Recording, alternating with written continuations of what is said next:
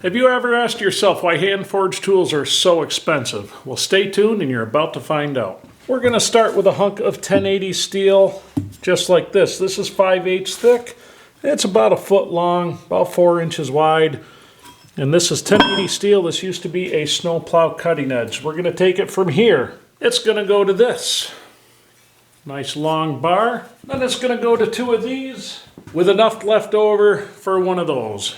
Obviously, we can't do a whole hell of a lot without lighting off the forge. In you go.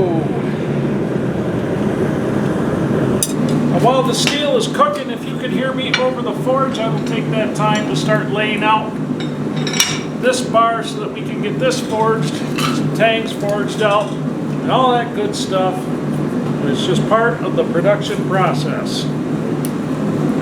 Now I know it's kind of hard to hear probably over the forge, that's why I'm yelling at the camera. So I go in 2 inches, then we want 8 inches. Then I go another 2 inches. That leaves me plenty of room to forge out our tanks. I'm going to do the same thing, 2 inches, 8 inches, 2 inches.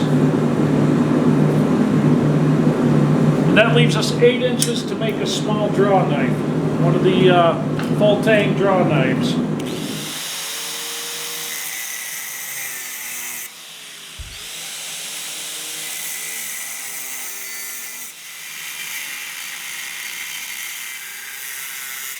Now, usually by the time I get that stuff cut up ready to go, the steel I have in the forge is hot enough. That's how I try to get a little production time now. I'm not a master of production, I can tell you that, but we're getting better at it all the time. So you saw me grind the little notches into the tops of those blanks. You're going to see where those come in handy when we go to the next step.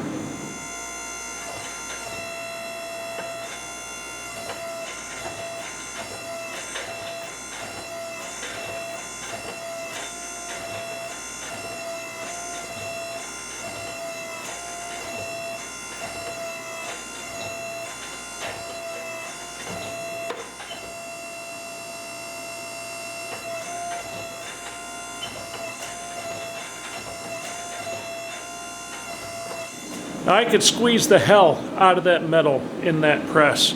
I mean, I could flatten that right out, but when I'm doing this section, I'm working with such a tall, narrow piece. I do it in increments. That way I'm not just folding that thing like that as it goes down. And the colder the metal is, the higher the possibility is you're going to do that, at least for what I'm doing. So I like to work my steel pretty darn hot. And I notice with the high carbon steels, especially this 1080 steel, if I try to work it too cold, I get a bunch of cracks. If I work it too hot, I get a bunch of cracks. That's the beauty of having a gas forge, this rivet burner. I can really control that heat a lot better than I can when I used to do it with coal.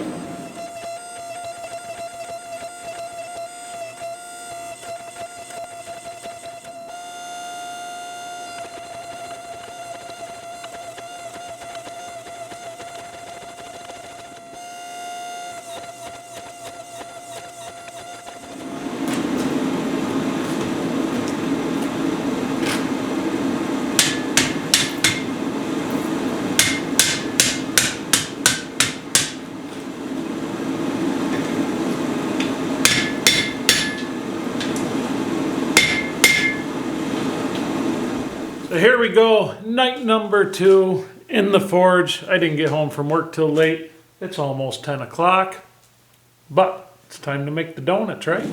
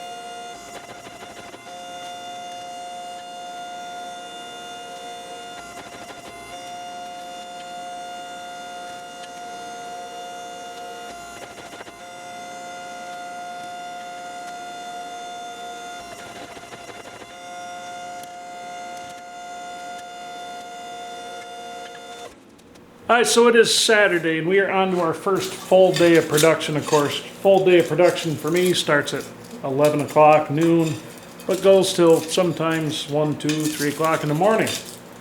Well, what we have, what we are continuing on, these guys right here. So we have 7 of them to work on today. First thing that we're going to do, we're going to be taking these to a wire wheel on the angle grinder, because all this scale, the more you can get off of this stuff, the more you're gonna, the more of this you can get off, the better your belts are going to last on your grinders. That forge scale is a bastard on the grinders. It eats right through your belts, and belts are not cheap. They're not super expensive, but they're not cheap. They're kind of that in-between consumable that is so important to a tool maker or knife maker, or honestly any kind of blacksmith. It's one of those things you've got to have. So if you can conserve them, you can save a little money, and that keeps the cost of your final product down just a little bit. So let's begin once again. I actually don't mind this part. It's not horribly dirty. I usually have my hearing protection earbuds in, so I listen to books or whatever while I'm doing it. But I use a really stiff cup wheel on these. It seems to do well for me. It gets a lot of the loose stuff off. Now, you're never going to get it all off till you get it on the grinder, but like I said, the more of this you can get off, the better.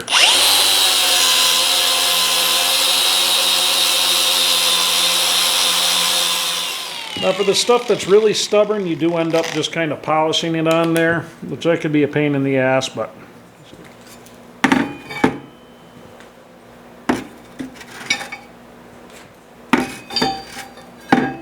so when I start with the grinder, I get the crappiest belt I have hanging on the wall. This one's about a 60 grit. It's worn out pretty good. Edges are pretty beat. But with all the scale on there, I don't want to waste a brand new belt. You know what I mean? Because that scale will eat these up so fast. And this is a cheaper belt right here. They're not, I believe they're the zirconia belts. I like the ceramics once I get the scale off.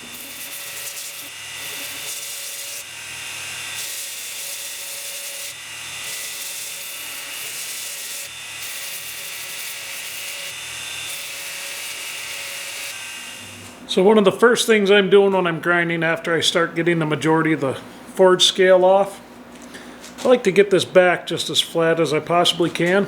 I find it's a lot easier for me to go through it, and when I have this nice and flat, when I take it over to the mill to get my groove, it's just going to ride a lot nicer in there. And the other thing I like to do as I go, I'll use the platen to try to get the spine of this thing right where I want it. And I don't need it 100% perfect. I'm more concerned about this cutting edge being 100% perfect. So I get my straight edge on it. And when I have it fairly consistent all the way across that spine, I'll leave it alone. Because the last thing I want to do, I don't want to thin these reins out too much. Because if I thin these reins out too much, it's going to be a weak point.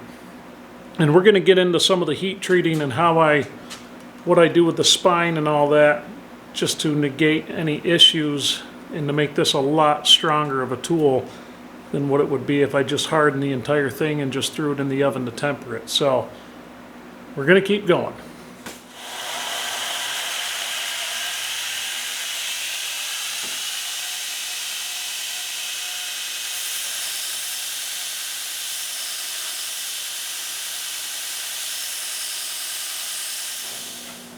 I'll rough out most of the back with a 36 grit, start getting it fairly flat, and then I like to move to the 60, and what I do is once I have all the scale off there and I've got a good baseline of bare metal, I'll go to a newer ceramic belt because it's going to last quite some time. And then we just hit it again, then we start working the scratches out. And I'm not terribly worried about getting the scratches out yet. That's something we could do as we go. But hold on, I'll show you what we're after. So, you see that?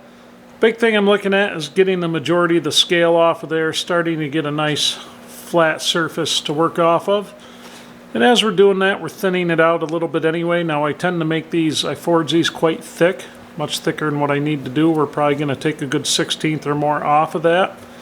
But I do like a beefy draw knife. I want to know I'm using it when I'm using it. You know, not to where it tires you out, but it hogs in the material, and the weight of the tool actually does a lot of the work for you. That's kind of what I like.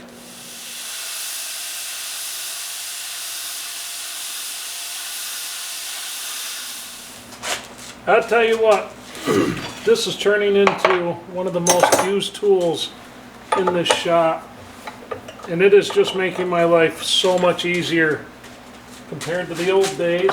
Not that they're that old, I mean, we haven't had this thing that terribly long, but this tool has been a game changer for me. It is allowing me to do my work's a lot more accurate. And the one thing with my draw knives is I really like a nice straight edge. And it's real easy if you're just eyeballing it. It is extremely easy to, oh geez. If you're just eyeballing them, it's super easy to get out of whack, and then you'll see that when you're sharpening your final bevel and getting that edge, you get kind of a wavy edge, and I can't stand that. So what I like to do is I'll get the spine of these pretty close on the belt grinder, but then I'll put them in here and I'll do the actual blade edge. I'll do that on the mill, and that way I know it's perfectly straight within a couple of thousandths, which is super important to me. Now, being as how I'm cutting tool steel, it's a good idea to get carbide cutters. You know, which one do we want to use? I think we're going to use the 3/8. Carbide cutters make all the difference. The high-speed tool steel, you can get a couple of these out of them, but you better make sure you've got your steel annealed really well. Which the way I forge these, it kind of naturally does that for me. But yeah, this tool is absolutely worth every penny I paid for it. I got this for a little over $1,000, brand new delivered. And it was, like I said, it's been beyond worth the investment. Honestly, from what I've sold so far, and after this batch, this machine's paid for itself already.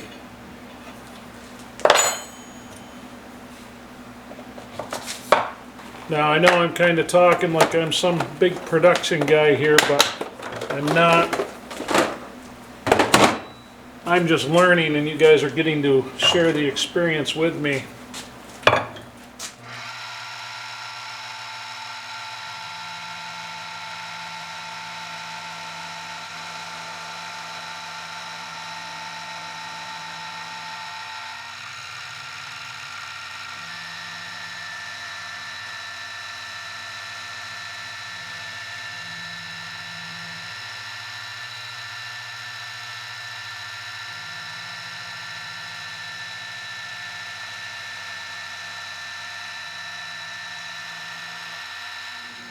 We're at the point now where it's time to put the fuller in. We're going to use the little mini mill to do that, to at least get it started, and then we're going to grind the rest in by hand with a 12-volt Milwaukee die grinder. Get a close-up. Come on, there you go. That's how it's going to finish out.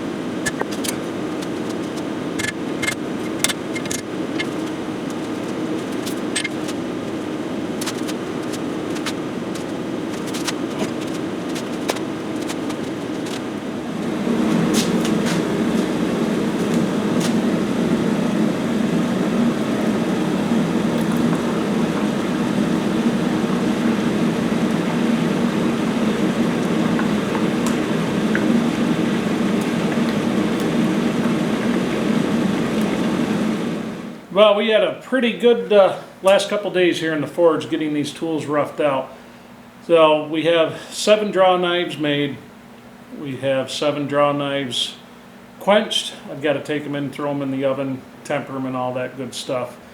And then we have to do the finish work on them. So that's going to be handles and the final grinding. So I rough grind them close and I leave a little bit of meat on the bevel. That way it doesn't warp in the quench. That's a big deal. So we normalize before quenching, so I put them through a couple of heat cycles just slightly above magnetic in the forge, pulled them out, let them cool down slowly at their own pace and room temperature. That helps a lot. That helps consolidate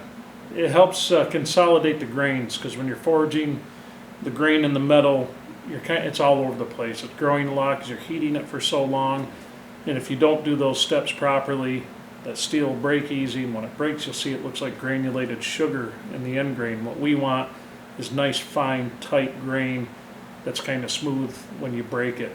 So right now they're going to be quite fragile until we get them in the temper, and then what we're going to do is we're going to blue back the spines and we're going to blue the handle material before final grinding. The reason I like to do that is it softens up the spine and it softens up the handle material. You don't want them so hard that they break really easy. So anyway, 5 of these are spoken for. 2 of them will be available. If you want them, let me know in the comments. Still working on getting the store together. It takes me forever to do that stuff, technology, all that good thing. But anyway, thanks for watching, everybody. I hope you enjoyed it. And like I said, next time out, we'll be finishing these off. So I'll catch you on the next one.